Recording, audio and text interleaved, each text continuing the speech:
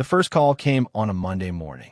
A client I had never spoken to, calling to confirm the terms we had apparently agreed the previous week. I told her there had been a mistake, that I had no record of any conversation between us. She described the meeting in detail. The person she had met with had known my work specifically, had described projects I had worked on, had quoted my standard approach, had been entirely convincing as me. I asked her to describe the person. She did. I sat with the description for a moment. Then I thanked her, said I would look into it, put the phone down, and started thinking about who had my work history well enough to present it as their own, who had known me closely enough, for long enough, to inhabit my professional identity convincingly to a stranger. The answer arrived before I had finished thinking the question. 3 days later, someone sent me a LinkedIn profile, my photograph, my credentials, my project history, my recommendations, a different name, my brother's name. I looked at it for a long time. Then I opened a new document and started recording everything. But to understand what came next, you need to know what the years before that Monday had built. The professional reputation I had built took 12 years. Not 12 years of continuous visible success. 12 years of consistent work, delivered to a standard that produced the specific kind of reputation that compounds over time. Not the reputation of someone famous in their field. The reputation of someone reliable, whose name, when mentioned in a room, produces a particular response. The response of people who have either worked with you directly or who have heard from people who have, who know what your name means in terms of what you deliver. That kind of reputation is built slowly, through individual projects completed well, through client relationships maintained with integrity, through the specific accumulation of professional trust that doesn't announce itself, but that becomes visible over time as a pattern. I had built that pattern deliberately, not cynically, just with the understanding that professional life is long and that consistency over a long period produces something that short bursts of impressive performance cannot replicate. My field was specialized enough that the community was not enormous. The people who mattered to my practice knew each other. Word moved between them in the way that word moves in contained professional communities, which meant that reputation was both more valuable and more fragile than in larger, less connected industries. A good reputation in a small community opens specific doors. A damaged one closes them permanently.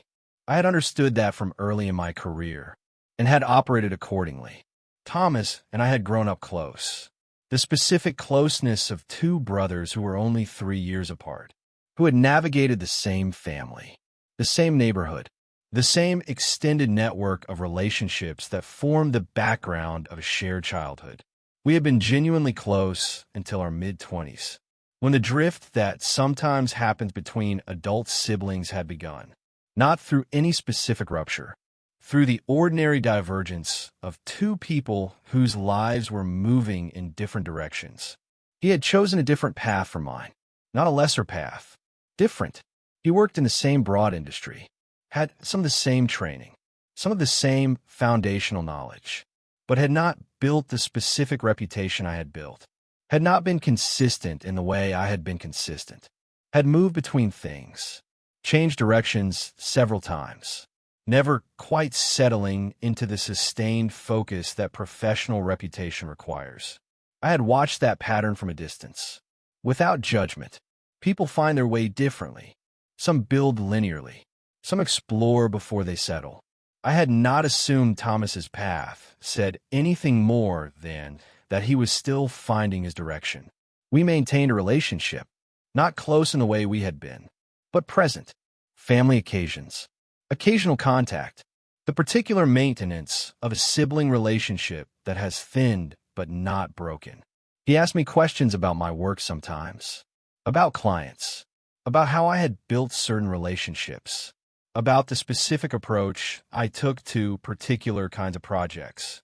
I answered honestly, not with any calculation, because the questions seemed like genuine professional curiosity from a younger brother who was trying to understand how to build something more consistent than what he had built so far. I shared the things you share when you trust someone. Project details, client relationship strategies, the specific language I used to describe my approach, the particular framing I had developed over 12 years for how I positioned what I did and why it mattered. I gave him all of that freely, because he was my brother, and because nothing about his questions suggested they were being used for anything other than what they appear to be. Looking back now, I can see the preparation in them, the specific targeting of exactly the information he would need to present himself to strangers as me, convincingly, in enough detail to be believed. I did not see it then. I saw it on a Monday morning, when a woman I had never spoken to called me to confirm terms we had apparently agreed the week before. In the particular direction I had been sending information for months became suddenly and completely clear. After the first call, I waited, not because I was uncertain about what was happening, because one call could be explained, a confused client, a miscommunication somewhere in a referral chain, the kind of administrative tangle that produces occasional strange conversations without meaning anything more than that. I wanted a second data point before I acted on the hypothesis forming in my mind. The second came 4 days later. A colleague mentioned in passing that someone had been at an industry event the previous month presenting as me, not using my name explicitly, using my credentials, my project history, the specific body of work that I was known for. My colleague had found out through another attendee who had later looked me up and discovered the person at the event was not who they had claimed to be. The attendee had been confused rather than suspicious, had assumed it was a misunderstanding. My colleague raised it with the same casual tone, assuming I would have a simple explanation. I told him I was looking into it, and went home that evening to look into it. The LinkedIn profile arrived the following morning, sent by a former client who had seen it and thought I should know. No message beyond the link, just the link. I opened it. The photograph was mine, taken at a conference several years earlier, when I had posted publicly. The credentials were mine, the certifications, the qualifications, the professional associations, all accurately rendered. The project history was mine, projects I had worked on, clients I had served, results I had produced, all of it, under a different name, Thomas's name. I looked at the profile for a long time, not with the shock that people might expect, with a particular cold clarity of someone whose hypothesis has just been confirmed by the most specific possible evidence. Then I started documenting. The first client call, date, time, what she had described, the specific details the person she met had used to establish credibility, the terms that had apparently been agreed, the colleague's account of the industry event, date of the event, the attendee who had encountered the false presenter, what had been said and how it had been presented, the LinkedIn profile itself, screenshot taken immediately, captured with the timestamp visible, every element documented, profile URL, the specific content, the photograph, the credentials, the project history, all of it recorded before anything could be changed or removed. I spent 2 days in that initial documentation phase, not rushing, building carefully, because I had learned enough across the years of careful professional life to understand that what you do next in a situation like this matters as much as what the situation contains. The evidence needs to be gathered before the subject knows you have it, before they have any reason to alter what is publicly visible, before the LinkedIn profile disappears, before the clients who have been approached are contacted with an alternative explanation, before anything in the environment changes in response to the threat of exposure. I said nothing to Thomas, nothing to family members, nothing to colleagues beyond the single conversation I had needed to have with my colleague to understand the event situation. I gathered everything available. Then I called my lawyer, Ms. Adeyemi, who by this point in the story you will recognize as the person I turn to when something requires legal precision rather than emotional response. She listened to everything I had found, without interrupting. When I finished, she said something that gave the situation its legal shape. She said what Thomas had done was not just an ethical violation.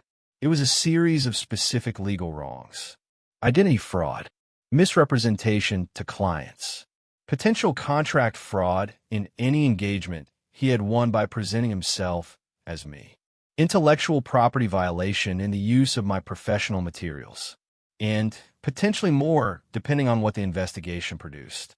She said we needed to understand the full scope. How many clients had been approached? How many engagements had been won? What had been done under my name, and what the financial implications of those engagements were.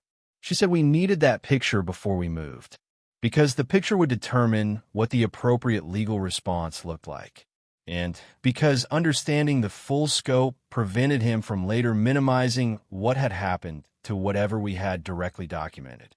I told her I would start building it, and I went back to the documentation. Building the full picture took 3 weeks. Not because the evidence was hard to find, because finding it required approaching people carefully, in a way that gathered what they knew without alerting anyone that the gathering was happening, without the information reaching Thomas before I was ready for it to reach him. I started with the clients I could identify. The first caller, the attendee from the industry event, anyone in my professional network who had mentioned something strange in recent months that I had filed without fully examining. I went back through those conversations. 2 more instances that I had dismissed as miscommunications at the time. A referral that had gone cold after an initial contact that I apparently hadn't made. A colleague who had received a message from me about a project I knew nothing about. Each instance individually explainable as confusion. Together, they described a pattern of operation. Thomas had been working systematically, not approaching people randomly, working through my professional network with the specific knowledge of someone who understood it from the inside, who knew which names were connected to which other names, which clients were likely to respond to which kind of outreach, which projects to reference to establish credibility with which audiences. That knowledge had come from years of conversations with me, in which I had described my work, my clients, my approach, my professional relationships, freely, because I had no reason to protect that information from my brother. He had used it as a map, a detailed and accurate map of a professional world he had not built, that he was navigating as if he had. Ms. Adeyemi suggested engaging a specialist in digital forensics, someone who could examine the LinkedIn profile and any other digital presence Thomas had constructed, who could establish the timeline of when things had been created, what had been posted and when, how long the profile had been active, how widely it had been visible. The forensics produced a timeline. The profile had been active for 11 months. 11 months of my professional identity being presented to strangers under a different name. The profile had been viewed by a significant number of people in the industry during that period, some of whom had made contact through it, some of whom had met with Thomas in person, some of whom had engaged him for work. The forensics also found something else. A second profile, less developed, on a different platform, the same photograph, different credential arrangement, the same underlying approach. 2 separate digital constructions, both drawing on the same source material. My source material, Ms. Adeyemi reviewed the full picture as it assembled. Her assessment was specific. The scope was significant. Multiple clients approached. Several engagements won. Income generated under my identity. Contracts entered into by someone presenting himself as me. Professional relationships formed on the basis of credentials that were not his. The legal exposure was substantial, and the documentation we had assembled was thorough enough to support action across every element of it. She said the next step was giving Thomas the opportunity to respond before formal proceedings were initiated, not as generosity, as procedure, and because his response to being confronted with the evidence would itself be useful information about whether he understood the exposure he was in, about whether cooperation or contest was the likely path, about what the subsequent process was likely to require. I agreed, not because I wanted to give him the opportunity to explain, because I wanted to see what he did with the evidence when it was placed in front of him. The same instinct that had made me document everything before contacting him, now directed towards seeing how he navigated the moment of confrontation. His response to that moment would tell me everything I needed to know about what came next. I called him, said I needed to see him, that it was important, that he needed to come in person. He arrived 2 days later, with the ease of someone who doesn't know what's coming. I placed the folder on the table and began. I had arranged the folder the same way I had arranged the folder for Rachel, not because the situations were the same, because the methodology was the same. Evidence presented in sequence, without commentary, without the emotional loading that gives someone something to respond to other than the facts themselves. Just the facts, one after another, until the full picture was on the table between us. The LinkedIn profile first. His name, my photograph, my credentials, my project history. I placed it and said nothing. He looked at it. The ease that had accompanied him through the door was gone within seconds of his eyes reaching the document, replaced by something else. The particular quality of someone whose calculation has just been disrupted by an event they did not anticipate. I placed the second document, the first client account, what she had described of the person she met, the specific details that had been used to establish credibility as me, the terms that had apparently been agreed. He looked at it, said nothing. The third, the industry event account, what my colleague had told me, what the attendee had experienced. The fourth, the digital forensics timeline, 11 months of activity, the profile creation date, the view count, the evidence of how widely it had been seen. The fifth, the second profile, a different platform, the same photograph, the same underlying approach. The sixth, the full scope document Ms. Adeyemi had helped me prepare. Every client approach we had identified, every engagement one, the financial picture of what had been built on my professional identity. I placed each document without speaking. Let the accumulation do what accumulation does. By the sixth document, he was very still. The specific stillness of someone who has understood completely and is processing what that understanding means. Not the stillness of someone deciding whether to deny. The stillness of someone who knows that denial is not available, who is sitting with the reality of a position they have just understood is significantly worse than they had imagined it was. I finally spoke. I told them what Ms. Adeyemi had told me, the legal exposure, the specific wrongs, the scope of what the documentation supported. I told him clearly and without emphasis. The way you tell someone a set of facts that need to be understood rather than felt. He asked how I'd found out. Not a denial. A question about the mechanism of discovery. The question of someone trying to understand where the gap had been. I told him it didn't matter how I had found out. What mattered was what happened next.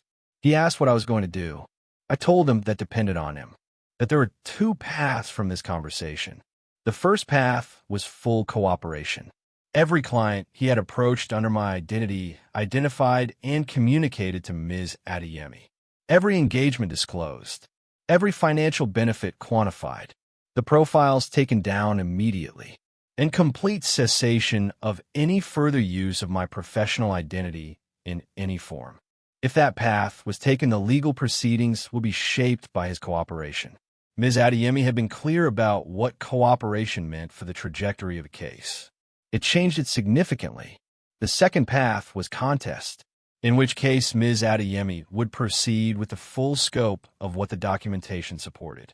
And the outcome would be shaped by what the law produces when someone contests a well-documented identity fraud case, which was not a good outcome.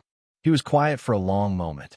I let the quiet exist, did not offer comfort, did not soften the terms, just waited. Then he said he would cooperate. Said it with the flatness of someone who has run through the options and arrived at the only one that makes sense. Not contrition, not the performance of remorse, just the direct acceptance of a position he had no other way to hold.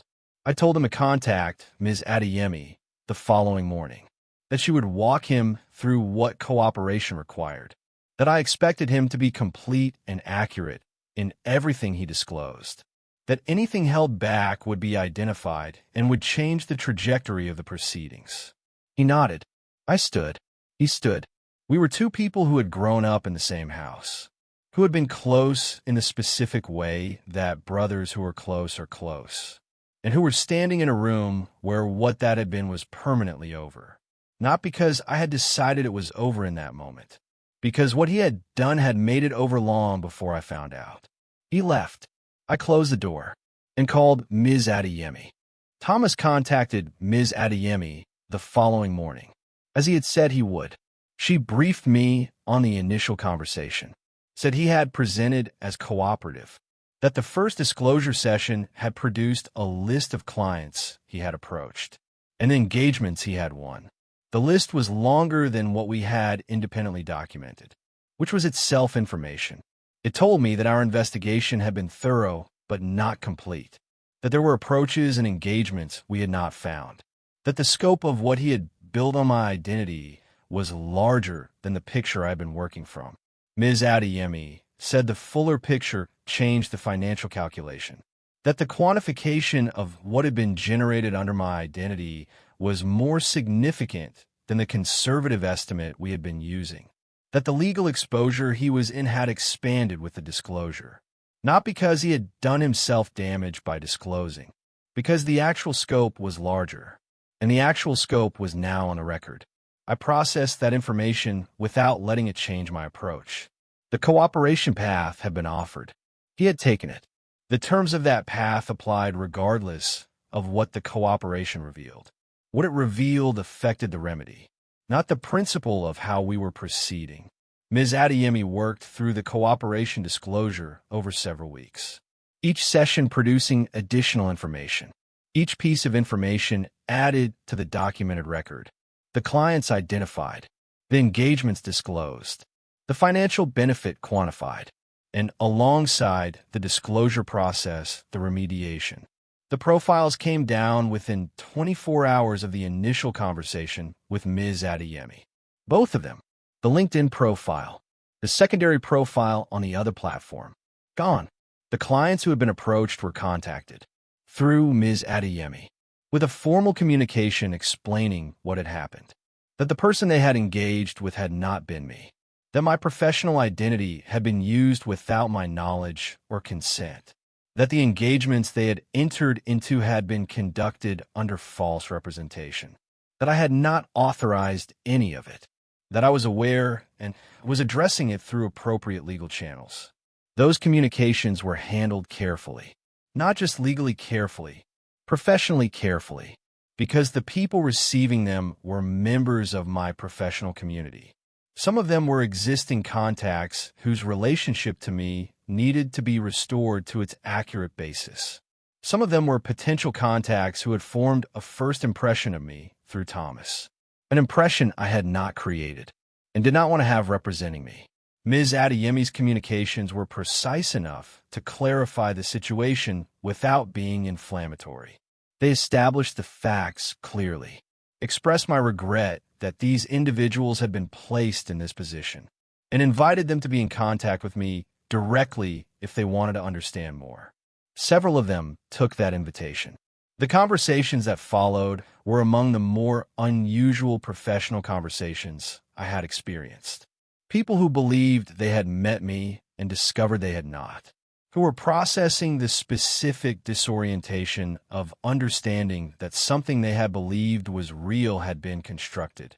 I handled each of those conversations directly, honestly, without performing outrage at Thomas in a way that would have felt self-serving, without minimizing what had happened in a way that would have seemed dishonest. Just the straightforward account of what had occurred and how I was addressing it, and genuine interest in understanding their experience, in what they had been told, and how they had been presented to. Most of those conversations ended well, better than I had expected, because honesty in a difficult situation tends to produce trust rather than undermine it. People who discovered the deception directly from me responded with the specific warmth that genuine transparency creates. Several of them became real professional contacts, not despite the unusual circumstances of how the relationship began. in part because of how I had handled those circumstances. The financial remedy was addressed through the legal process. Ms. Adeyemi negotiated a settlement that reflected the full scope of what had been disclosed. The financial benefit Thomas had generated under my identity, the cost to me of the remediation process, the broader professional damage that the situation had required addressing. The settlement was significant, not a figure I will detail, but significant enough to reflect what 11 months of systematic identity fraud produces when the full scope is documented and quantified by someone who knows how to do that correctly. Thomas settled. The cooperation path had been the right choice for him, in a narrow sense that the alternative would have been worse. But the settlement was still substantial, and the consequences beyond the settlement were real. The professional infrastructure he had built on my identity was dismantled. The clients he had won were contacted, and the basis of those engagements was corrected.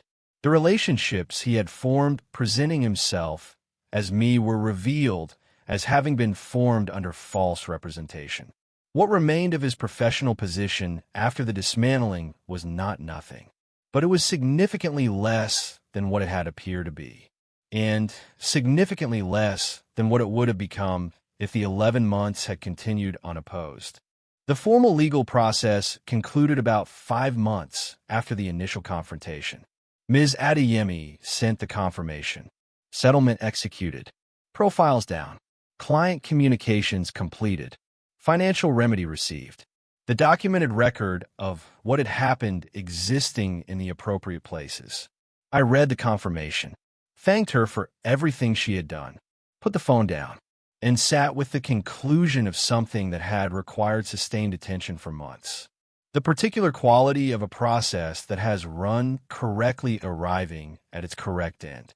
The professional remediation continued after the legal process concluded, not dramatically, through the ordinary ongoing work of being present in the professional community as myself, doing the work, maintaining the relationships, building the new ones that the process had unexpectedly created. Several of the people Thomas had approached became genuine contacts. People who had encountered a constructed version of me and had then encountered the real one, and who found the difference between the two instructive.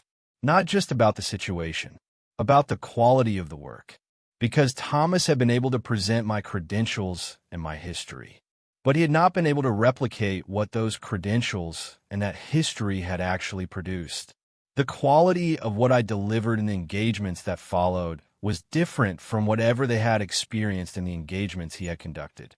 Not because I was performing, because genuine capability expressed through genuine work is different from a presentation of capability that cannot be backed up by equivalent delivery. That difference was visible, and it strengthened the professional relationships that had been built through the strange circumstances of the situation. My reputation in the field was not damaged by what Thomas had done.